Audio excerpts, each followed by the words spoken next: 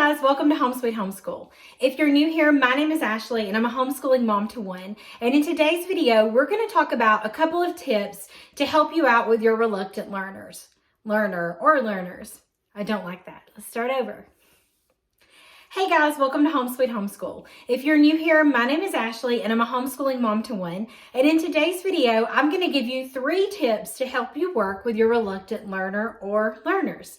Now this video is part of a collaboration hosted by Ashley over at Joyful Noise Learning. Be sure you go and check out her channel. You will not be disappointed. And also check out the playlist that's going to be listed in the description box because you're going to see a bunch of mamas who have came together to offer their advice and encouragement, and you don't want to miss that. So when it comes to reluctant learners, I have met quite a few. So I worked in the public school system for 13 years. I was a classroom teacher, and I have a son who's 13 who's also very reluctant. I've met a lot of reluctant children over the years. My son is actually reluctant to pretty much anything that has the word school attached to it, or he was when we first started homeschooling. So hopefully I can share 3 things that have kind of worked for us and worked in my classroom that maybe you can use at your house and maybe it will help you. Now I am going to offer 3 tips, but my number 1 tip that I'm going to talk about is really the one that's made the biggest difference in any of my experiences with working with children. So we're going to go ahead and start with that one, and then I'll tell you my other 2. So when you have a reluctant learner, my biggest and number 1 advice is to back off. They're reluctant for a reason. Something is holding them back for a reason. And the last thing anybody needs when they're struggling and reluctant to do something is to have somebody breathing down their neck, pounding the information into them, telling them they have to learn this. And it could be reluctance to anything. It could be sight words, reading, school in general. I mean, it could be anything. And they don't need somebody there breathing down their neck just because you feel the pressure that they need to learn it. They start to feel that too. And so, yeah, it's going to make them feel reluctant to even try. They may be hesitant because it's something new that they've never done before. And what they really need us to do is to just back off and give them some space.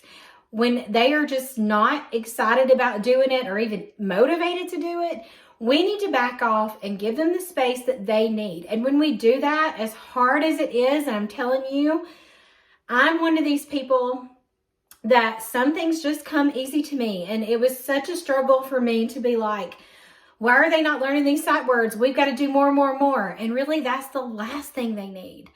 So if you are struggling with your child to get them to practice reading or the piano or whatever it is you want them to do, and they are very reluctant to do it, back off and give them some space. Give them some time to think, give their brain some time to process, and just let them sit in that moment. They'll eventually come around. I promise you. I know you're going to say, my kid's never going to want to practice this. I promise you.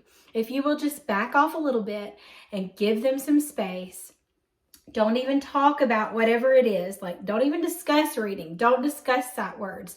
Just give them that space. I promise you can come back to it another time, another day, and it will work out. Now, if you are met with the same reluctance again, then you didn't back off long enough. So that's my first thing. Just back off. Just let it be. Your kid can go a couple of weeks without reading. They can go a couple of weeks without sight words or math or whatever it may be. And they're going to turn out to be fine humans, I promise. So really, it's just something the parent has to work on. And when I say the parent has to work on it, I mean me. I had to go through that process of learning to just back off. And the person that taught me that the best was my son. I have had to learn to just back off, and he will get it in his own time. And that makes such a difference. When they're ready, that makes such a difference. When he was ready to learn sight words finally in kindergarten, he learned them just like that. He didn't need me pushing him, comparing him to the other kids, whatever it was I was doing, because I was that kind of parent. Thank goodness I've changed. But backing off makes a huge difference. All right, number 2. If you see my door open, I don't have a ghost. It's my dog who's all up in my business. That's Lola. Hi, Lola. Whew, this dog. So my number 2 tip to help with those reluctant learners is to switch it up. If things are just not going as planned, your kids are not motivated to do it, they're very hesitant to do it, switch it up. And that can mean a ton of things. That could mean switch up how you're presenting this information to them. It could mean playing a game instead of doing a worksheet. It honestly could just mean taking that work and going outside. Sometimes just changing the environment makes a huge difference. Cuddled up on the bed is a much better approach to learning how to read than to be sitting across from them or at a table. Get comfy with them. Just change it up. It's really just as simple as making that switch, and sometimes that's all they need to get a little more comfortable and be willing to try whatever it is. That's my second tip. See, I told you these were pretty easy. Switching it up is easy. And the third tip I have, when you have backed off and you have switched up, the other thing I always suggest is to just be there. If you will just be a presence to let them know, hey, I see you're struggling. I see you're having a hard time with this. I see you're not interested. Just validating their feelings and letting them know that you are there. And when they're ready, you're there. Encourage them. Offer them snacks. If you know they're reluctant to do math, then make math time a pleasant experience. Have a snack. My son, having a drink of water helps my son. If I see him on the verge of a meltdown because we're trying something new or anything like that, offering a snack and a drink of water makes a huge difference.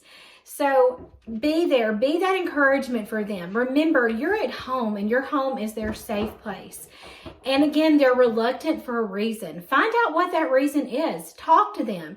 What's, the holdup on this? Why do you think that you're having a hard time learning these sight words? Talk to your kids, listen to what they have to say, and share a snack with them while you're doing that. So those are my 3 tips. Back off and give them some space. Switch things up to make it fun. I know a lot of people can't resist fun. And then encourage them and offer them snacks. Those are my tips that I have for reluctant learners. If you like homeschooling stuff and you're new, this is your first time, definitely hit that subscribe button. I talk a lot about unit studies, gather round, campfire curriculums, homeschooling a middle schooler, all of those things. So I'd love for you to join me here. If you have any comments or questions about this video, leave them down below. I love talking to people in the comments. Check out that playlist. And as always, thank you so much for watching.